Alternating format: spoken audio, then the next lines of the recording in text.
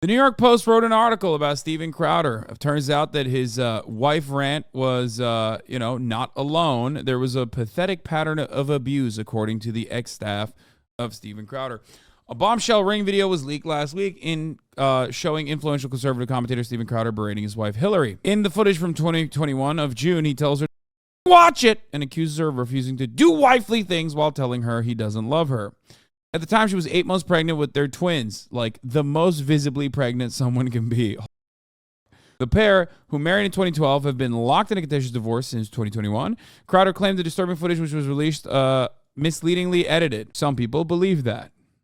I will not name who believed that it was misleadingly edited, but people did. If I'm going to be as humanly charitable as possible, I will just say it like this. Part of it that I did not understand and was confused by overall was the part where, Yasha wrote, Steven Crowder said, "I'll kill you," or something, or whatever he said. I don't remember what it was. That was not in the footage, which I thought was weird. Why'd you write that but not put it in the footage? Anyway, but numerous former employees of the provocateur alleged these type of unhinged tirades were commonplace inside the Louderworth Crowder office. I'm not shocked, but it was pathetic what he did to Hillary, former employee told the Post. That might not be the Steven you see on the show, but that was the real Steven. No, that is the real Steven we see on the show. He was literally doing a change my mind to his wife, to his barefoot and 8-month pregnant wife that had 2 young Steven Jebediah Crowders swimming inside of her, okay? It was the exact same guy, down to the wife abuse. The Post spoke to 10 former employees who claimed Crowder ran an abusive company where he often screamed at his employees, including his own father, exposed generals, sent... I'm sorry, what? I have to read that part again. The Post spoke to 10 former employees who claimed Crowder ran an abusive company. Fair, normal. Where he often screamed at his employees, expected, including his own father, weird, but sure, okay. Exposed his genitals to his dad? Who is he showing his pee-pee to? Sent out directives to arbitrarily fire people and made underlings wash his dirty laundry. Dude! Sometimes you just need a dick rate, brother. Hey, yo, can you check that? Can you check my cock out real quick? The former staffers worked for the show at different times from its inception, 2016 through 2022. The vast majority had left the company voluntarily. They requested anonymity because they either feared retaliation or had signed NDAs. All said they felt compelled to speak out about the media personality after the sickening footage was made public, and his former co-host Dave Landau called him a bully in an interview last week. Free cock rating with a Mug Club subscription. I need an ego boost from the homies sometimes. An alarming amount of people have come out in favor of dick rating in this chat. This seems to be a problem, okay? A much larger one than I thought. I did not realize that was a real situation where you would just like go up to your employees and be like, "Hey, check out my dick real quick." That's weird, man. Don't do that. That's what I'm gonna say. Don't do. Next time you want to do a dick rating, don't do that. Okay, we don't want Steven to suffer. We just want the abuse to stop, or at least let future employees know what they're getting themselves into," said one former employee. The Post reached out to Crowder via his lawyer, as well as Louderworth Crowder CEO Gerald Morgan, multiple times about the allegations brought forth by former employees, but did not receive a response. The 35-year-old American-Canadian right-wing creator, who bills himself as a devout Christian, was a child actor who started doing stand-up at 17. I can't call that a stand-up, let's be real. In 2009, he became a Fox News contributor, writing essays in defense of abstinence, and in 2014, he started doing a weekly podcast broadcast by a conservative radio station in Michigan and gained a larger following. Actual quote, in one incident in 2018, a staffer recalled Crowder exposing himself as a part of a prank on an employee, Jared Monroe, who Crowder had nicknamed Not Gay Jared. When Monroe was asleep on a plane, Crowder climbed over, dropped his junk on top of Jared's shoulder. Other former staffers recalled that on the same 2018 flight, Crowder also put his testicles on his assistant and childhood friend, John Goodman. What? Wait, John Goodman? What? What do you mean John Goodman? Like the John Goodman? No. Like this lovable John Goodman? I don't believe you. Mr. Hyde rearing his bisexual head again? The Jekyll to his bisexual Hyde? Was that what was going on?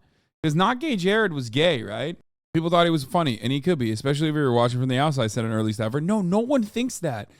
Only like stupid racist people think this. Only stupid, mentally stunted racist people are like, yeah, that's pretty hilarious. I love that. But inside the Dallas-based Crowder universe, many said he was like a yo-yo. Charismatic and kind at times, a volatile Crowder could also be controlling and capable of working every angle of your emotions. With long hours, unrealistic expectations, and emotional outbursts, he often burned through staffers, many of whom were young, starry-eyed fans who had never worked in traditional media and relocated to Texas for the opportunity to work with their hero. And while the louder with Crowder ethos was politically incorrect, his antics crossed the line. He was known to expose the genitals to staffers, many ex-employees told the Post. 6 sources said they witnessed such lewd behavior firsthand. Jared was asleep in the last row. Steven was in the front. He was joking about what he was going to do. The staffer, he climbed over and dropped his junk on top of Jared's shoulder. That same person also claimed Crowder exposed himself to Jared in 2017 while they were in the green screen room filming a parody of Ghost. When asked about both allegations, Monroe told the Post, no comment. Well, Monroe said no comment, and during a 2018 flight with 6 people from the company, another former employee said they witnessed Crowder put his testicles on his assistant and childhood friend John Goodman. A 4th employee said Crowder exposed himself to former coach Landau at a conference table with others present. It was childish, but then I found out this was something he did. At first, I took it as him trying to be friendly or one of the guys. Now I see this as a power play. The witness said, what?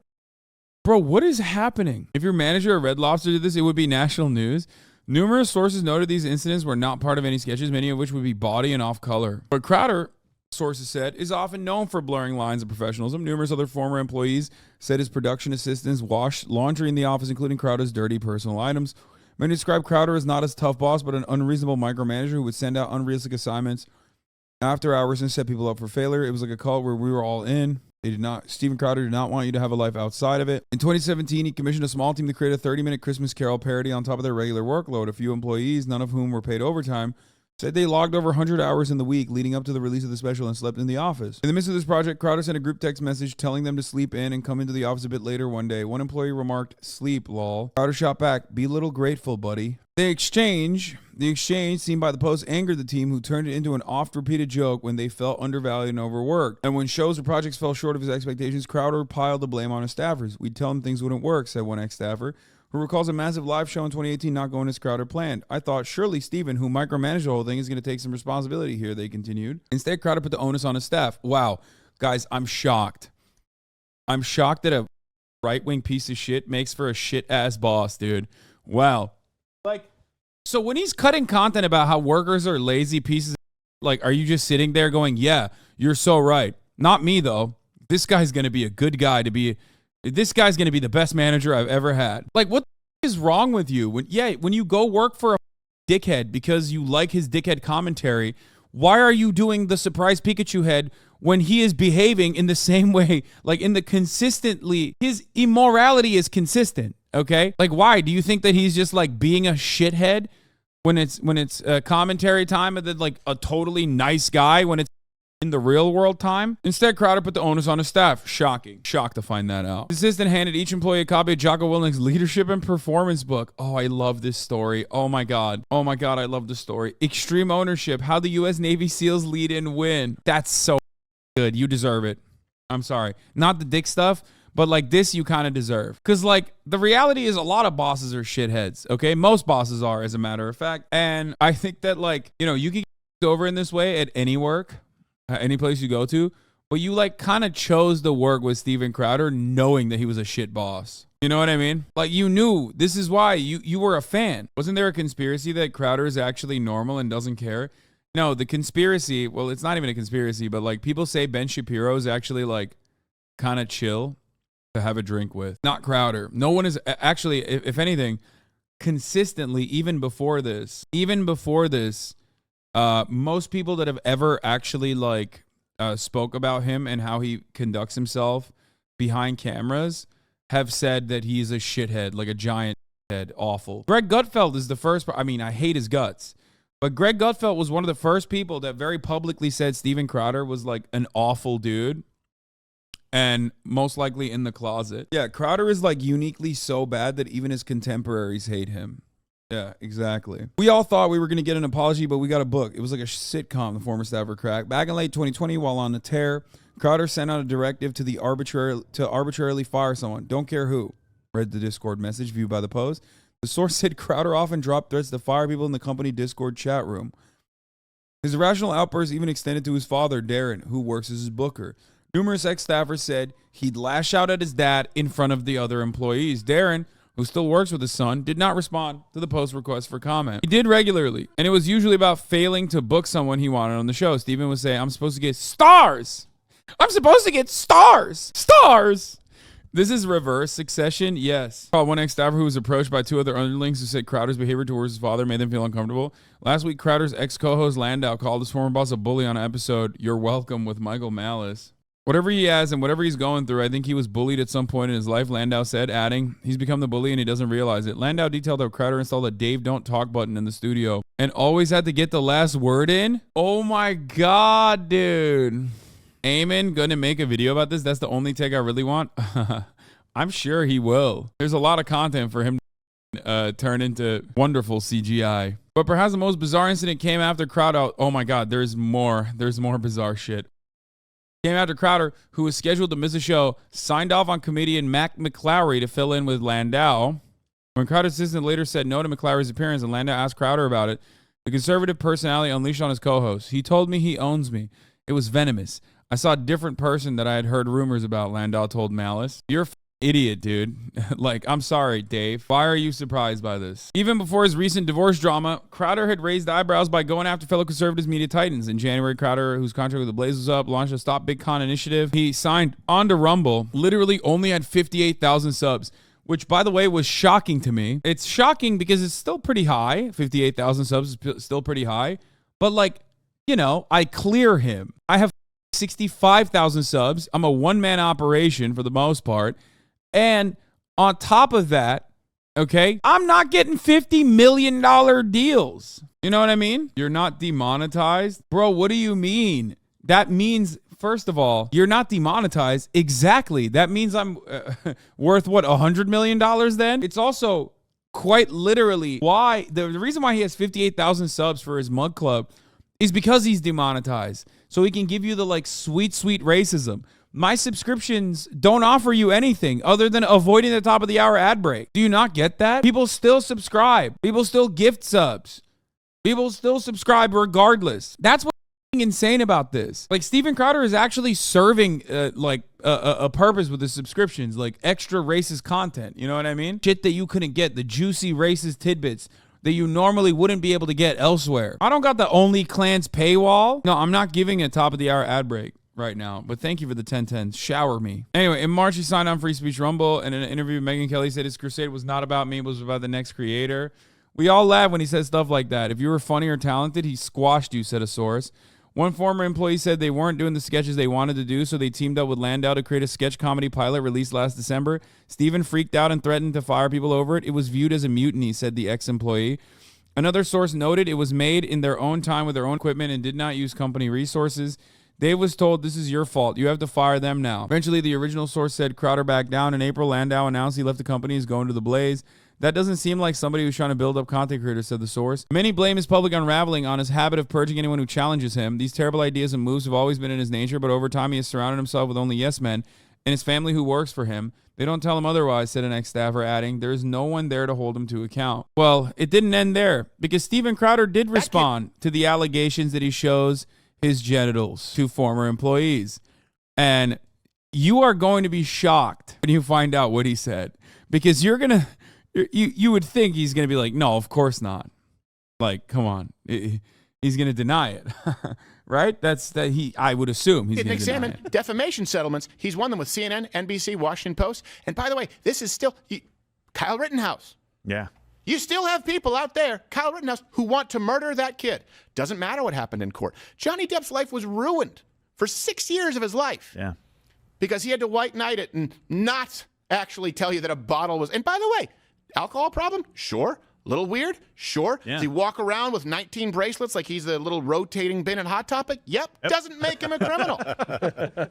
And you never get that back, by the way. You never get it back. And by the way, it's still happening right now. You just saw it happen with James O'Keefe. And full disclosure, okay, I have conflicting interests with knowing some of these people, so I understand it. Don't take what I'm saying as completely objective. Like, James O'Keefe has been on the show. I have had pleasant interactions with James O'Keefe. We're not close friends, but James O'Keefe doesn't get to clear his name. You think the media's ever going to clear his name? Tucker Carlson, this is happening with him right now. Bro, he is unfolding, dude. It's like layers are peeling off of him. Like, this is kind of crazy to watch. This is happening with Tucker Carlson right now with someone he never even met. And that's not going to be corrected down the line. Alex Jones, what you know about the Alex Jones case? Sure, Alex Jones screwed up. He admitted that he screwed up and apologized a long time ago regarding Sandy Hook. He did. But what you think about the case is not what was actually brought out in the case, just to be clear. Well, and you're actually forgetting one. It's just you. Oh, yes. Well, Oh my God, what a pussy. Oh, dude.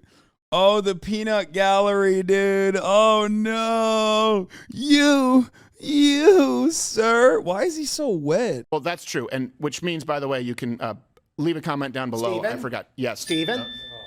You can leave a comment down below about my allegations. Y'all rocking with the allegations? Dude, this is Steven Crowder's version of like, y'all rocking with wife abuse? Leave us your comments in the comment section below. The Aiden Ross version of this is W. On God, I stole from a small content creator. W's in the chat, boys, for theft and doing fake copyright strikes. W's, chat. All right, Sam. You do know, Sam from HR, you do know that we're live, right? Yeah. Pull the microphone close. You're an HR guy. You're not an audio guy. Come on. All right. I am aware of that, and I am sorry, but I've got a line out the door with infractions that have happened inside this office. We can't just do this as a meeting outside right now?